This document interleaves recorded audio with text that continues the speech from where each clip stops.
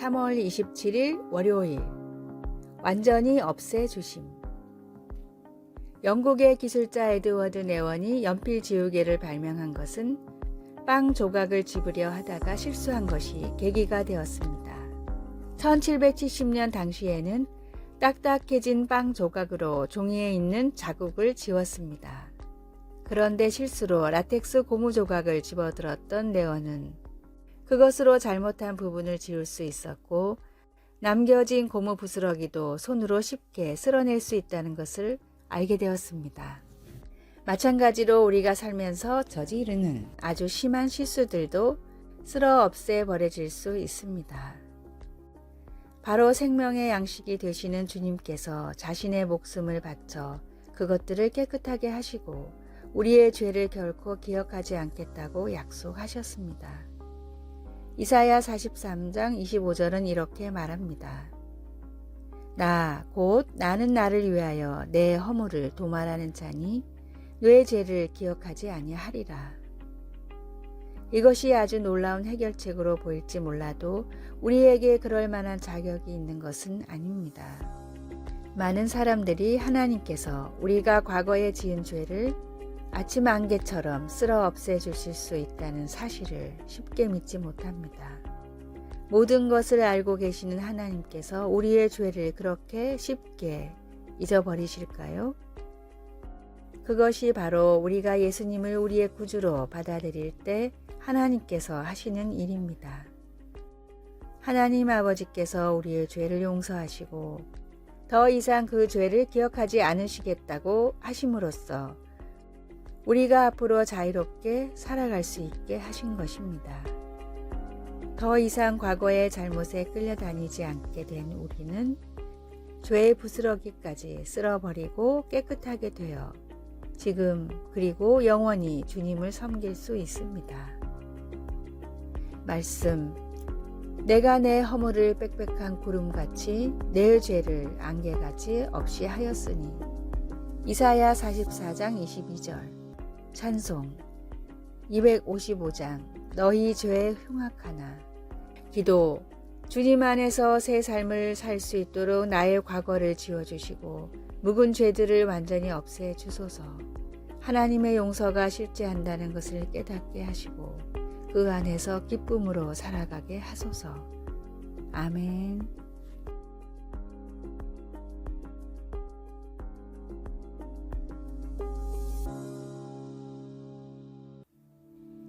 (3월 28일) 화요일 더욱 모여야 하는 이유. 마틴 루터는 제자들에게 항상 모이기를 패하지 말고 서로 권하라 라는 히브리서 10장 25절의 말씀을 중요하게 가르쳤습니다.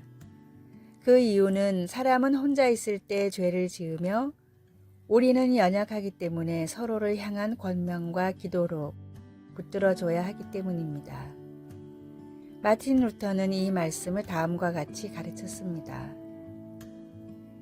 대부분의 죄는 혼자 있을 때 짓게 되며 큰 죄일수록 더욱 그렇다. 하와가 혼자 있을 때 마귀가 찾아와 유혹했다. 대부분의 사람들은 혼자 있을 때 살인을 저지르고 물건을 훔치고 성적인 죄를 저지른다. 마귀는 고독을 이용해 사람들을 잘못된 길로 이끄는 속성이 있기 때문이다.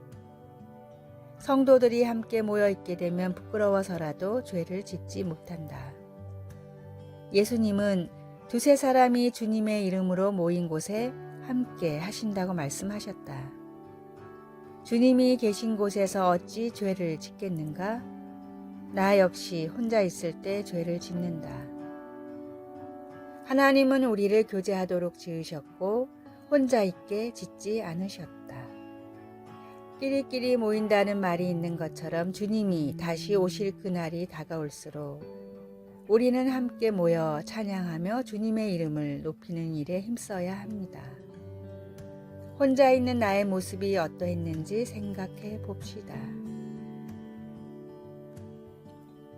오늘의 말씀, 모이기를 패하는 어떤 사람들의 습관과 같이 하지 말고 오직 권하여 그날이 가까움을 볼수록 더욱 그리하자. 히브리서 10장 25절. 오늘의 찬송, 220장 사랑하는 주님 앞에. 오늘의 만나. 주님의 재림이 다가올수록 함께 모여 찬양하며 주님을 높이게 하소서. 나는 혼자 있을 때 주로 어떤 일을 하는지 점검해 봅시다.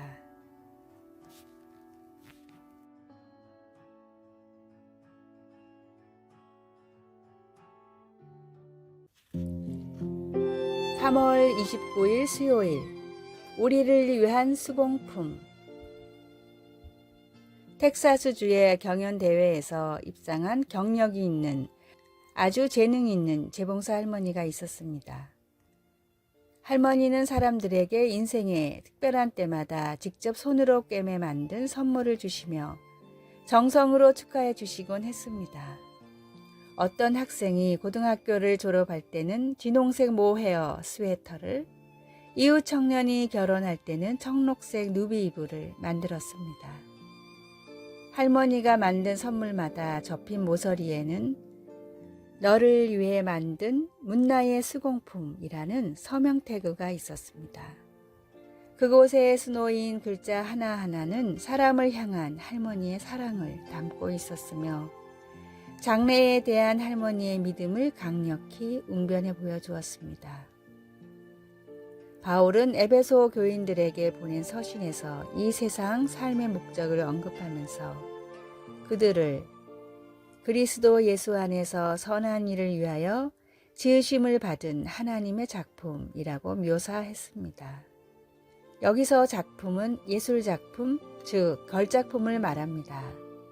바울은 이어서 설명하기를 우리를 창조하신 하나님의 작업은 이 세상에서 하나님의 영광을 드러내기 위해 선한 일을 하는 우리의 작업. 다시 말해 우리와 예수님과의 관계 회복을 이끌어낸다고 했습니다.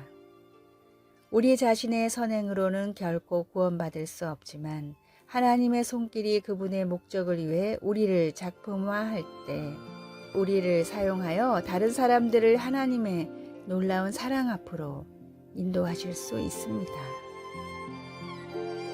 문나 할머니는 이웃에 대한 사랑과 함께 이 세상에서 목적을 찾아 살기를 바라는 마음을 전해주려고 바늘에 머리를 대고 수공품들을 만들었습니다.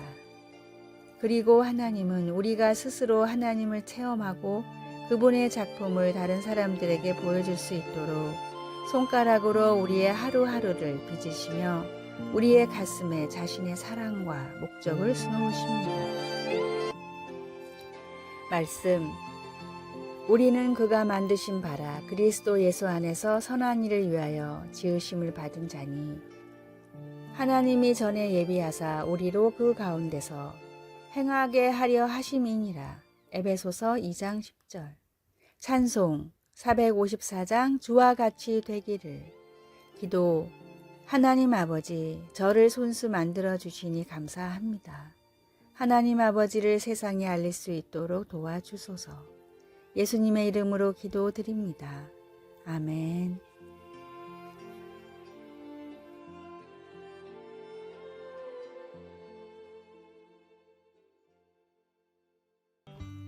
(3월 30일) 목요일.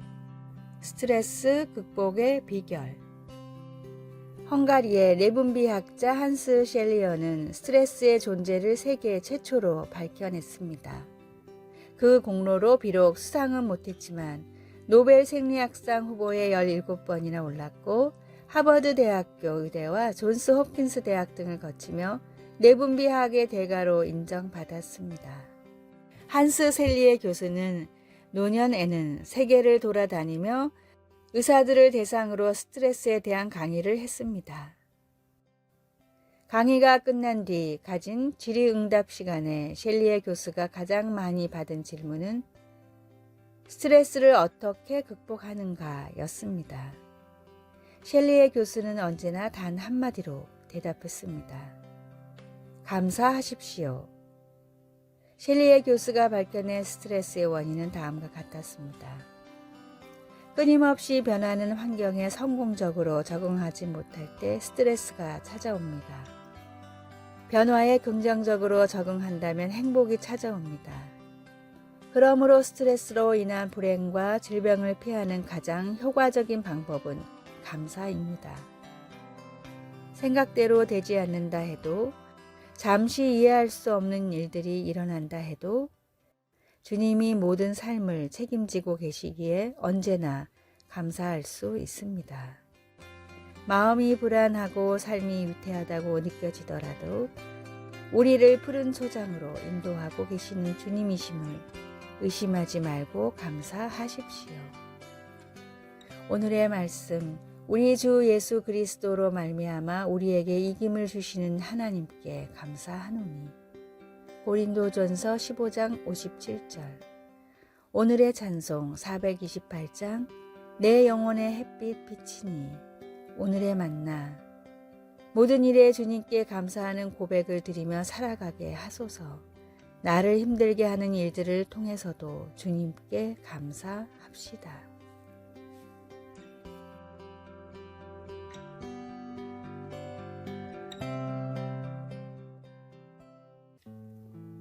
(3월 31일) 금요일.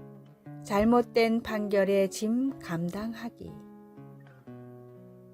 2018년 1월 30일 유죄 판결을 받고 거의 38년 동안 감옥에 갇혀 있던 말콤 알렉산더가 석방되어 자유의 몸이 되었습니다. 그동안 비참하리만큼 불공정했던 수많은 재판 과정에서 알렉산더는 지속적으로 자신의 무죄를 주장해 왔으나 마침내 DNA 증거로 인해 무죄임이 밝혀진 것입니다.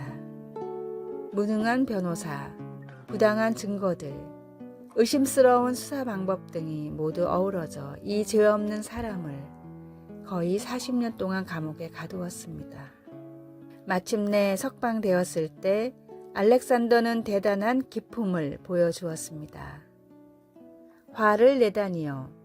화를 내기에는 시간이 별로 없습니다. 만약 38년의 인생을 부당하게 도둑맞고 우리의 명예가 땅에 떨어졌다면 우리는 화내고 분노할 만합니다. 비록 알렉산더가 자신에게 주어진 잘못된 판결의 짐을 감당하며 오랜 세월을 가슴 아프게 지내야 했지만 그는 악으로 말미암아 무너지지 않았습니다. 자신의 힘을 복수하는 데 사용하지 않고 베드로가 가르쳐준 삶의 태도를 보여준 것입니다. 악을 악으로, 욕을 욕으로 갚지 말고. 성경은 여기에서 한 걸음 더 나아갑니다. 베드로 사도는 우리에게 복수하려 하기보다는 복을 빌어야 한다고 말합니다. 우리에게 부당한 잘못을 저지른 사람들을 용서하고 그들이 잘 되기를 바라는 데까지 나아가야 합니다. 그들의 악한 행동을 규탄하지 말고 하나님의 말할 수 없이 놀라운 자비를 가지고 그들을 만나야 합니다. 예수님은 십자가에서 우리의 죄짐을 지셨습니다. 그로 말미암아 우리가 은혜를 받았으니 그 은혜를 다른 사람들에게, 심지어 우리에게 잘못한 사람들에게까지 베풀 수 있어야 합니다. 말씀. 악을 악으로, 욕을 욕으로 갚지 말고 도리어 복을 빌라. 이를 위하여 너희가 부르심을 받았으니 이는 복을 이어받게 하려 하심이라. 베드로전서 3장 9절. 찬송 366장 어두운 내 눈 밝히사. 기도. 우리에게 상처 준 사람도 우리가 받은 만큼 상처를 받아야 한다는 생각을 버리기가 쉽지 않습니다. 주님의 자비와 은혜로 살아갈 수 있도록 도와주소서. 아멘.